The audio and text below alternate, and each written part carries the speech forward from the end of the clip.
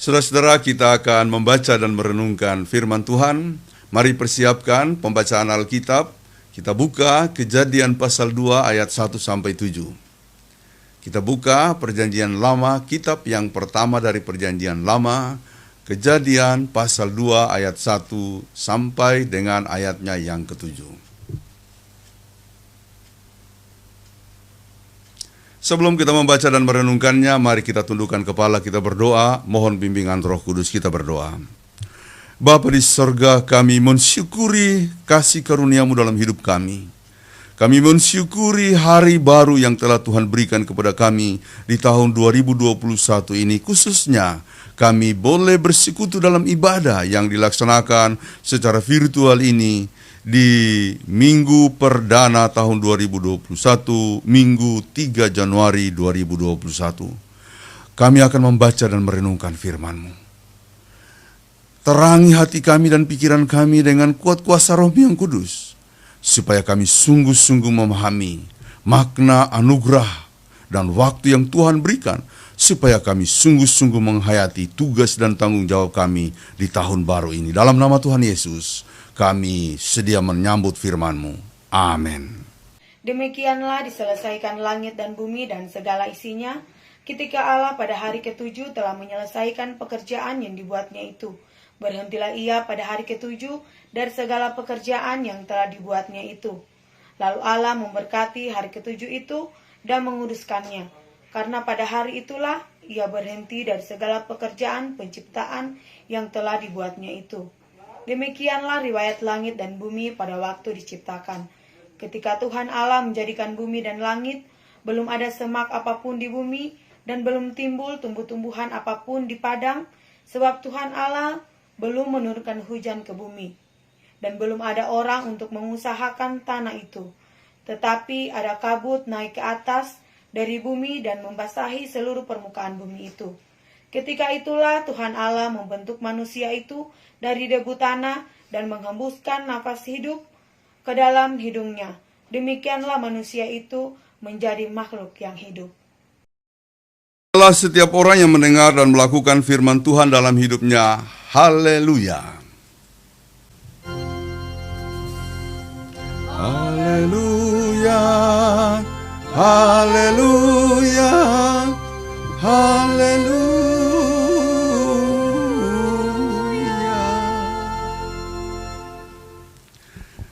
Bapak, Ibu, Saudara-saudara yang dikasihi oleh Tuhan Yesus Kristus, Salam. Dimanapun berada, saya ingin menyampaikan kalimat pertama ini. Tetap berbahagia, tetap bergembira. Karena kalau kita bergembira, kata Mazmur 37 ayat 4, bergembiralah karena Tuhan, maka Ia akan memberikan apa yang diinginkan oleh hatimu. Jadi kegembiraan itu penting, apalagi dalam ayat yang sangat terkenal, Amsal 17 ayat 22 dikatakan, hati yang gembira adalah obat yang manjur, tapi semangat yang patah mengeringkan tulang. Maka itu banyak ajaran-ajaran, nasihat-nasihat yang diberikan kepada kita dalam kondisi pandemi ini. Hati harus gembira. Jaga kesehatan, kemudian ikuti protokol kesehatan, juga secara ke dalam hati kita harus gembira. Jangan selalu memikirkan hal-hal buruk. Kalau misalnya khawatir dengan kondisi, jangan nonton TV, jangan buka berita-berita COVID. Karena banyak orang sering mendengar COVID makin takut dia. Nah, COVID belum turun, kita masih memerangi, kita doakan vaksin yang sudah ada di negeri kita itu nanti bisa disampaikan kepada masyarakat. Mudah-mudahan itu mampu membuat kita memerangi COVID-19. Walaupun belum membasmi setuntas-tuntasnya, tapi paling tidak kita sudah bisa memeranginya atau menurunkan ledakannya, menurunkan penularannya. Saudara-saudara, tetap gembira dalam kondisi apapun, karena kegembiraan itu akan menjadi kekuatan kita dalam melewati dan menjalani tahun yang baru ini. Ya, kalau saya misalnya merenungkan kembali apa yang kita jalani, terutama dalam ibadah-ibadah kita di bulan Desember kemarin, ya puji Tuhan.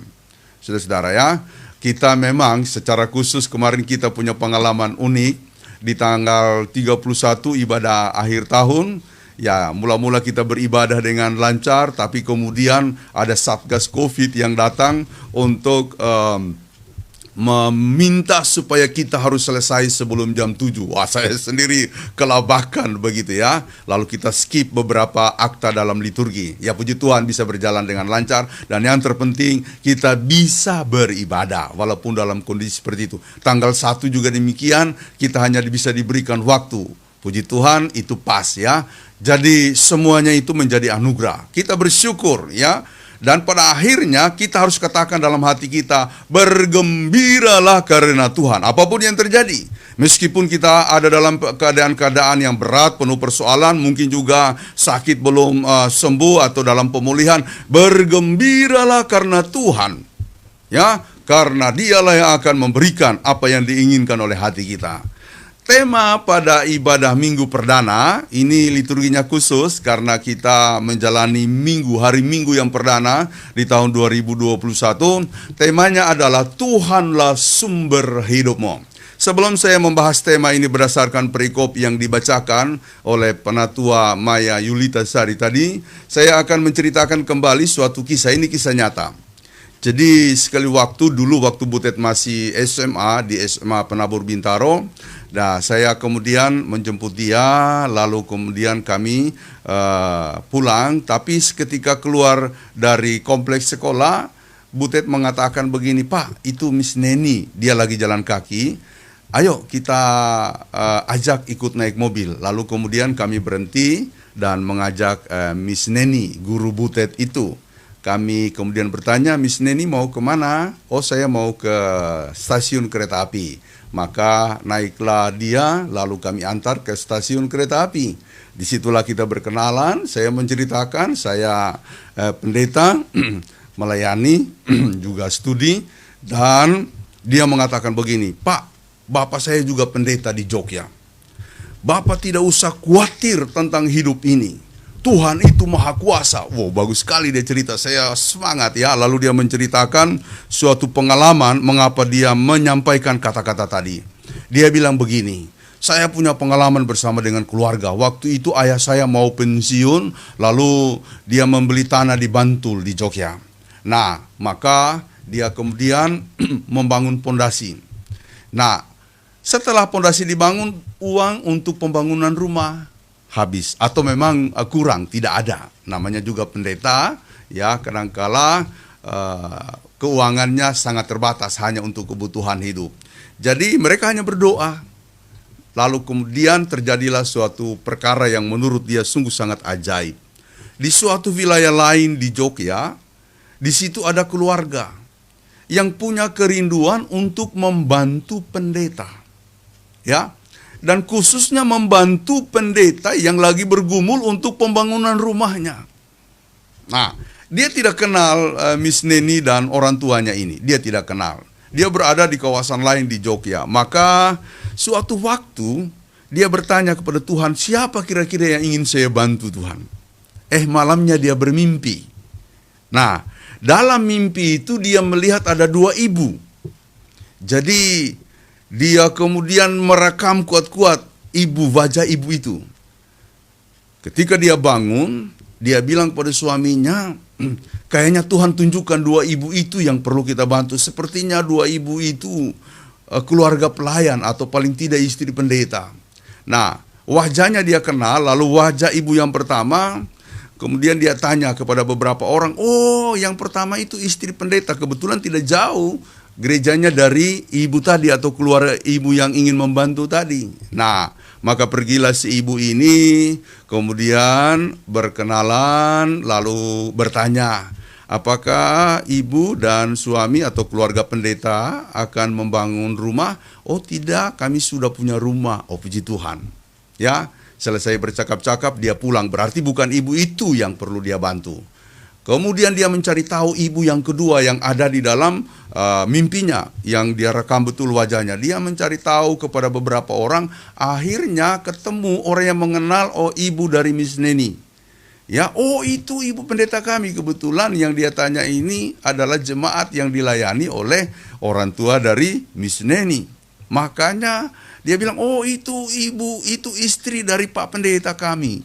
rumahnya, daerah mereka tinggal di Bantul. Maka pergilah si ibu yang punya kerinduan membantu keluarga pendeta dan berjumpa dengan keluarga Miss Neni. Ya, berkenalan, lalu kemudian dia bertanya, apakah Bapak pendeta dan keluarga sedang membangun rumah? Iya, kami sedang membangun rumah. Kami sudah punya tanah di Bantul, bahkan sudah bangun pondasi, tapi karena tidak ada uang, semuanya tidak bisa dilanjutkan. Lalu ibu itu mengatakan, berarti ibu, bapak yang harus kami bantu. Dan kemudian dia menyampaikan maksudnya. Itu keluarga pendeta, orang tua dari Miss Neni, bersyukur, puji Tuhan. Tidak menyangka bahwa akan ada bantuan seperti itu. Karenanya Miss Neni sebelum sampai di stasiun kereta api di mana dia akan naik kereta api, dia mengulangi kepada Pak, jangan khawatir Pak, pendeta itu diberkati oleh Tuhan dan jangan khawatir untuk hidupnya. Jadi Tuhan akan mengirimkan siapa yang akan dia pakai untuk membantu keluarga-keluarga pendeta. Nah, saudara-saudara, saya suka mengingat kata-kata itu, dan ya saya percaya Tuhan tidak akan membiarkan kita, bukan cuma pendeta, kita semua yang hidup sungguh-sungguh dalam iman, juga yang mengambil bagian dalam pelayanan. Karenanya melayani jangan ragu-ragu, jangan setengah-setengah hati, jangan banyak alasan. Apa karena sibuk, apa karena kegiatan yang lain. Kalau sudah punya tugas, komit, setia, rela berkorban. Nah, itu yang ingin saya katakan, ya.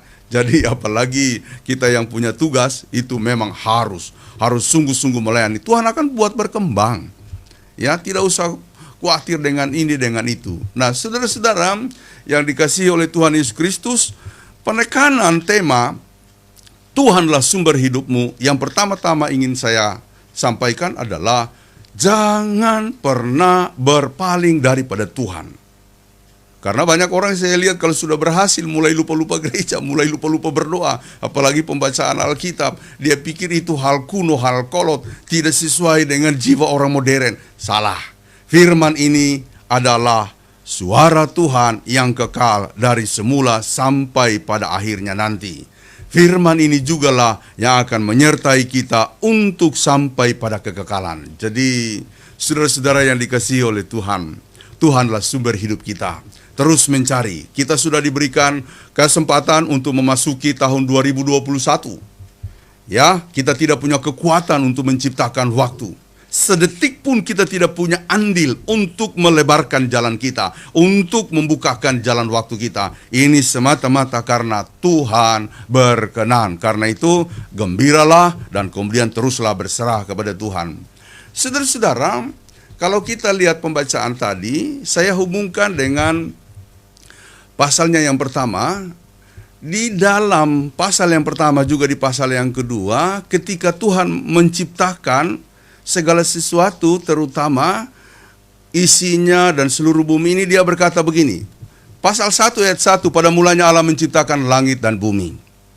Ya, saya ingin menjelaskan sedikit penggunaan kata dalam firman Tuhan, langit dan bumi.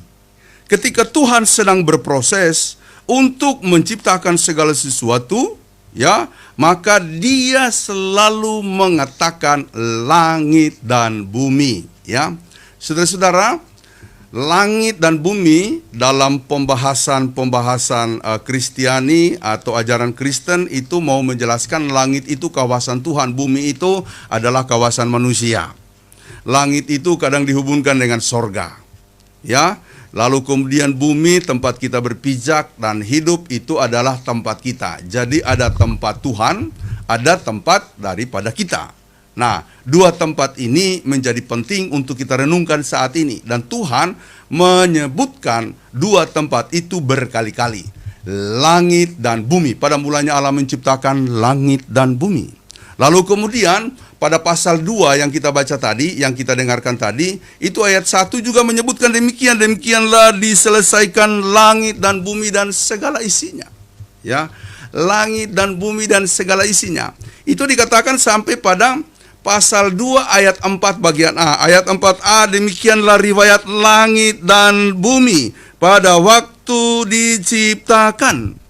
Jadi ketika proses penciptaan, itu penekanannya langit dulu baru bumi. Seolah-olah Allah ada untuk kita. Allah datang untuk kita. Jadi penekanannya yang pertama adalah Allah datang kepada kita untuk memberikan segala sesuatu, menciptakan segala sesuatu.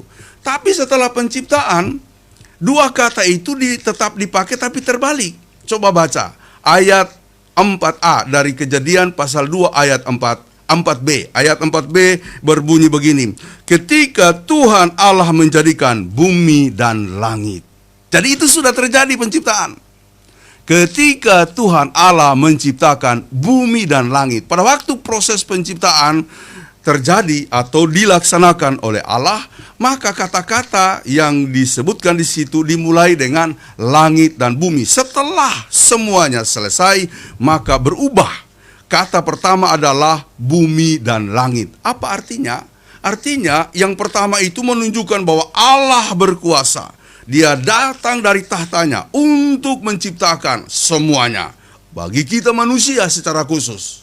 Manusia ini adalah makhluk yang spesial. Ya, kita tahu penciptaan dilakukan oleh Tuhan 6 hari. Yang pertama itu pada mulanya Allah menciptakan langit dan bumi. Lalu kemudian terang dan gelap. Terang itu disebut siang, gelap itu malam. Sesudah itu Allah menciptakan cakrawala. Sesudah menciptakan cakrawala, Tuhan menciptakan laut dan kalau tidak salah laut dan darat, ya. Sesudah itu Tuhan menciptakan benda-benda penerang. Sesudah itu Tuhan menciptakan ikan-ikan di laut dan hewan-hewan di udara. Lalu kemudian menciptakan ternak. Sesudah menciptakan ternak, hewan-hewan, lalu kemudian menciptakan manusia, ya. Nah, manusia ini spesial karena diciptakan secara khusus, dibentuk dari tanah, maka itu namanya Adam. Ya, nama tanah dan manusia dalam bahasa Ibrani mirip. Kalau manusia itu Adam, kalau tanah itu Adama, maka itu kita erat kaitannya dengan tanah. Siapa yang sudah mati kembali kepada tanah, tapi jiwa sucinya, tubuh rohaninya kembali kepada Allah Bapa di sorga. Jadi jangan lupa tentang diri kita. Kita ini hanya debu tanah, saudara-saudara. Kalau sudah berhasil jangan sombong, jangan lupa Tuhan. Itu saya suka bilang sama teman-teman majelis. Kalau sudah berhasil, sudah sibuk, jangan pakai kesibukanmu sebagai alasan untuk menolak pelayananmu, apalagi meninggalkan pekerjaanmu. Jangan. Kita ini hanya debu tanah. Kalau Tuhan ambil kita kembali menjadi tanah, menjadi debu. Ya. Nah, jadi saudara-saudara, saya kembali kepada pembahasan tadi.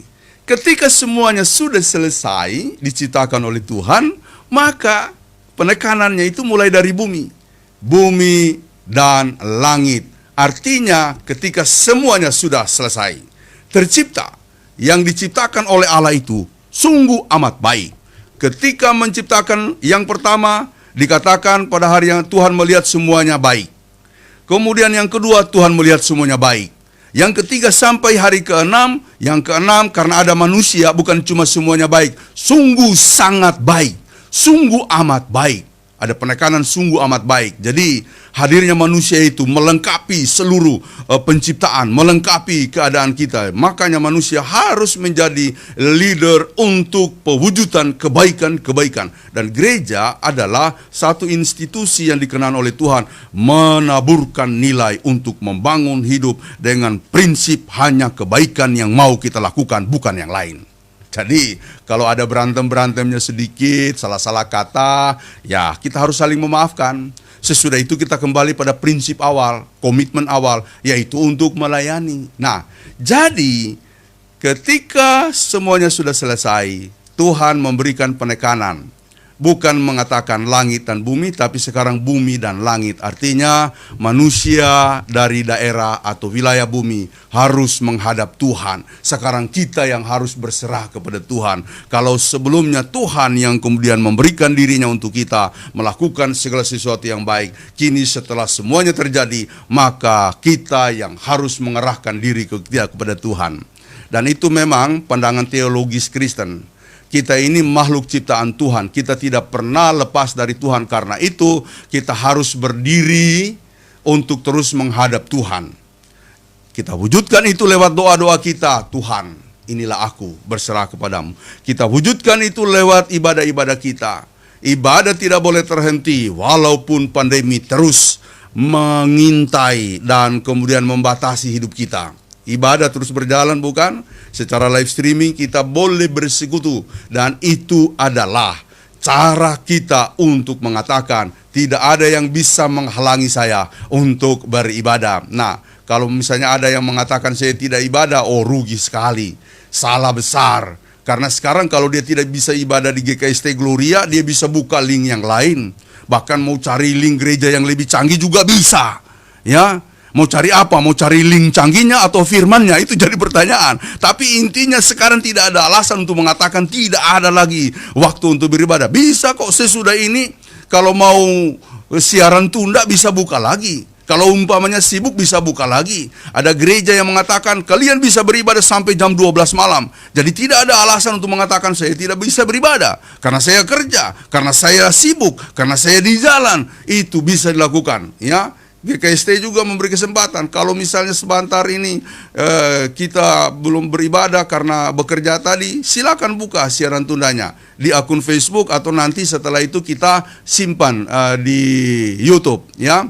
Kami selalu simpan di YouTube karena ini rekaman live streaming kalau disimpan di laptop, wah penuh laptop. Makanya sesudah ini atau beberapa hari kita simpan di YouTube, ya. Jadi YouTube itu bukan mau cari subscribe, kita tidak perlu subscribe, hanya untuk menyimpan file saja. Jadi saudara-saudara, kita harus beribadah kepada Tuhan. Yang berikut penekanan yang harus saya sampaikan dari firman Tuhan ini adalah kita hidup bergantung sepenuh-penuhnya kepada Tuhan. Tuhan ambil hidup kita, nefes, karena ketika kita dibuat dari tanah, lalu kemudian Tuhan menghembuskan nafas, dalam bahasa Ibrani nefes. Dulu orang mengatakan itu adalah penciptaan jiwa, tapi dalam bahasa Ibrani tidak ada kata untuk jiwa. Nefes itu sama dengan ruah. Itu mau menunjukkan kehidupan manusia seutuhnya. Jadi Tuhan menghembuskan nafas, artinya memberikan hidup, bukan cuma jiwanya, memberikan rohnya, memberikan jiwanya, memberikan tubuhnya, satu kesatuan. Nah, pembedaan mengenai tubuh, jiwa, dan roh itu baru kita jumpai di dalam perjanjian baru, terutama dalam teologi Paulus, karena pengaruh filsafat Yunani. Tapi dalam perjanjian lama, ketika kita membahas mengenai nefes atau ruah, itu satu kesatuan. Kalau dikatakan nefes bukan cuma nafas, bukan cuma roh, bukan cuma jiwa, tapi satu kesatuan tubuh hidup manusia. Dan dengan demikian Tuhan memberikan hidup kepada kita ketika menghembuskan nefes dalam hidup kita. Kita bisa hidup seperti ini. Tapi kalau Tuhan ambil, maka matilah kita. Oleh karena itu, jangan sekali-kali berpaling daripada Tuhan. Lakukan segala sesuatu hanya untuk memuliakan nama Tuhan. Firman Tuhan begitu padat untuk menjabarkan penekanan-penekanan supaya kita melakukan semuanya untuk kemuliaan nama Tuhan. Ya, Tuhan mengatakan kalau kasihmu kepada ayahmu, kepada ibumu, kepada istrimu, kepada anakmu lebih besar daripada Tuhan, daripada kepada Bapa di sorga, engkau tidak layak masuk ke dalam kerajaan sorga. Itu selalu dikatakan. Apakah kita tidak boleh mengasihi istri, suami, orang tua, anak lebih? Boleh lebih, tapi Tuhan paling lebih. Jangan kau pikir, atau jangan kita pikir, kalau kita mengasihi Tuhan lebih, lalu kasih kita kepada keluarga, tidak. Ini rahasianya. Makin mengasihi Tuhan, maka kasihmu kepada keluarga akan makin diperkokoh, diperkuat. Bahkan juga Tuhan mengatakan, lakukanlah segala sesuatu dengan sungguh-sungguh. Kolose 3:23, apapun yang kamu perbuatlah itu seperti untuk Tuhan, bukan untuk manusia. Jadi kalau kita mengerjakan pelayanan, jangan bayangkan Pinehas, jangan bayangkan majelis, jangan bayangkan sinode, bukan. Bayangkanlah saya melakukannya untuk Tuhan. Semoga apa yang saya lakukan hari ini, atau apapun yang saya kerjakan dalam pelayanan saya, semoga Tuhan memberkati. Demikianlah kita akan menjalani tahun yang baru ini, 2021. Ada amin? Amin.